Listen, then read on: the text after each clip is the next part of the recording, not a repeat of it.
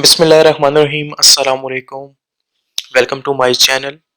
जी हाँ दोस्तों, आज हम लोग बात करेंगे यूडीसी जो कि एफपीआर में पोस्ट आई हुई थी तकरीबन 1.5 या 2 मंथ्स पहले। तो इसकी अपडेट मैं आप लोगों को देता चलता हूँ कि अपडेट्स ये हैं कि अकॉर्डिंग टू द टेस्ट कि क्या हुआ वहाँ पे। तो शुरू करते हैं दोस्तों। कल मेरा टेस्ट था एफपीआर में यूडीसी की पोस्ट के ऊपर। तो हम लोग टेस्ट के लिए रावलपिंडी में इन लोगों ने हमें जगह अपॉइंट की थी, वहाँ पे हम लोग चले गए। देन उसके बाद जहाँ पे तादाद बहुत ज़्यादा थी, यानी जो टेस्ट के लिए कैंडिडेट्स वगैरह जो आए हुए थे, तादाद बहुत ज़्यादा थी। और फर्स्ट ऑफ ऑल तो मैं आपको ये बताऊं कि जो हमसे जो पहली शिफ्ट वाले जो थे कैंडिडेट्स, उन लोगों से जब मैंने बात की, उनसे इंटरव्यू लिया या टेस्ट के बारे में पूछा, तो उन्होंने कहा कि जी टेस्ट तो लेंथी था लेकिन इतना टफ नहीं था। कुछ लोगों को ये तासर थे कि टेस्ट इतना मुश्किल नहीं था, कुछ लोग कह रहे थे कि टेस्ट डिफिकल्ट था। बहरहाल जब हम लोगों की टेस्ट की बारी आई, हम लोगों ने टेस्ट गो थ्रू किया, तो मैं आपको बताना चलूँ कि 100 जो थे वो एमसीक्यूज थे। आई थिंक 100 मार्क्स के ही थे।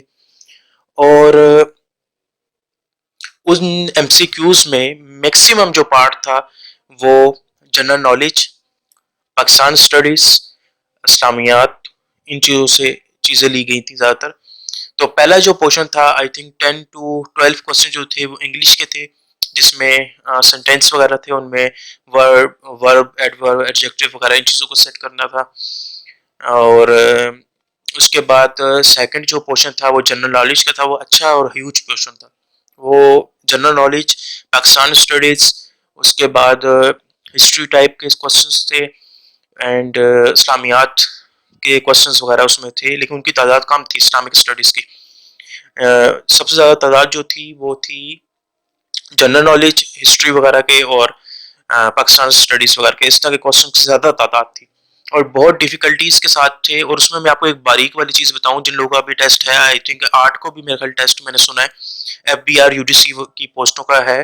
तो उसमें मैं आपको ये बताया चलूँ कि जो डेट्स वगैरह हैं, जिस तरह फलाने सन में क्या हुआ, इस तरह के हम लोग जो एग्जाम्पल्स वगैरह देते हैं कि जिस 14 निकात का पेश किए गए फॉर एग्जाम्पल, तो उनकी जो डेट्स वगैरह जो है, जैसा होता है ना हम लोग 1856, तो सारे उन्होंने ऑप्शंस दिए हुए थे।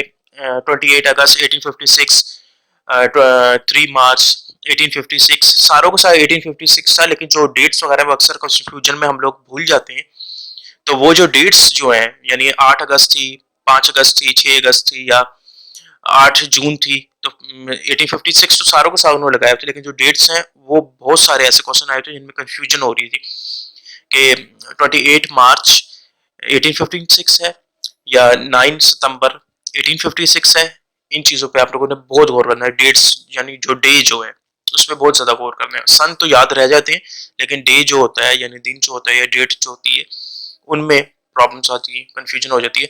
एनी हाउ, उसके बाद देन जो पोर्शन था, फर्स्ट तो इंग्लिश का हो गया, सेकंड और थर्ड वगैरह जो मैंने आपको मिक्सअप बताया, उसमें सबसे ज़्यादा यही जनरल नॉलेज थी, पाकिस्तान स्टडीज़ थी, और हिस्ट्री वगैरह के सवाल थे। ठीक है, वो ये तीनों चीज़ों को मिला के मैक्सिमम पूछता है। इस्लामियात का थोड़े से क्वेश्चन थे, तकरीबन 4 to 5 या 6 क्वेश्चन होंगे। देन उसके बाद कंप्यूटर साइंसेस के 8 से 10 सवाल थे।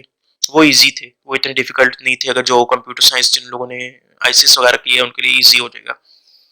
और क्वेश्चंस वगैरह जो हिस्ट्री और जनरल नॉलेज वगैरह के जो क्वेश्चन जो थे वो इस टाइप के थे कि वो एफएससी आई थिंक लेवल के नहीं थे, थोड़े टफ क्वेश्चन थे। ठीक है, और लास्ट में जो है कंप्यूटर साइंस मैथ्स के तकरीबन 3 से 4 सवाल थे।